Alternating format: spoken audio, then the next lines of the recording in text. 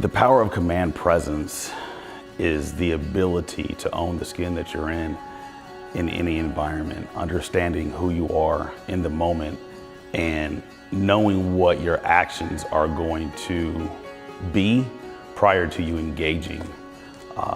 Your self-awareness, and it's something that I learned as a police officer, something I learned in the military that I now apply to every aspect of my life. And my hopes with my message is that these kids who are so young and impressionable can own the skin they're in and engage command presence in every day of their life. Command presence is that moment when you walk into a room and you don't have to say a word, but yet you speak the loudest. See, one thing I learned about kicking in doors is that when intel tells you there's 5 people, disregard 3 people in there, but you kick in the door and there's 2, you don't have the luxury of backing up and saying, hey everybody, I'll be right back. Let me get some more gunpowder and some men. That's not an option. You engage in the moment.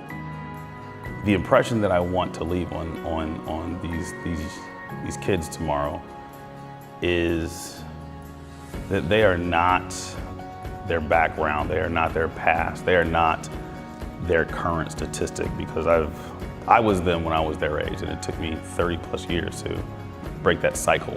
And I want them to know that they can break it today or tomorrow, if you will, and just engage a better version of what their expectations of life for them is going to be. How many of you have dreams of grandeur and want to live a certain life, but aren't quite sure how you're going to make that happen? Go ahead and sit down. Let me explain something to you. I'm going to talk about the power of command presence, and don't talk while I'm talking. Every single thing that you dream of having, you will have. There's a couple of you that will end up being multimillionaires in here. It's for you to determine who it is. Some of you will have the best relationships one can ever have. It's for you to determine whether it's not it's you. I'm the CEO of a company called Think, React, Lead. Some of you will be CEOs and the founder of your own companies. Not company, but companies. It's up to you. To me, the power of we is strong and simple at the same time. I think there's no power without we, if you will. I think it takes, as the old adage or saying goes, it takes a village to raise a child. I think the power of we embodies that on levels that most in society won't or don't. The power of we to me means that all these different people from different gender associations, different races, different ages, different ethnic backgrounds come together and share a like experience to create the power of we.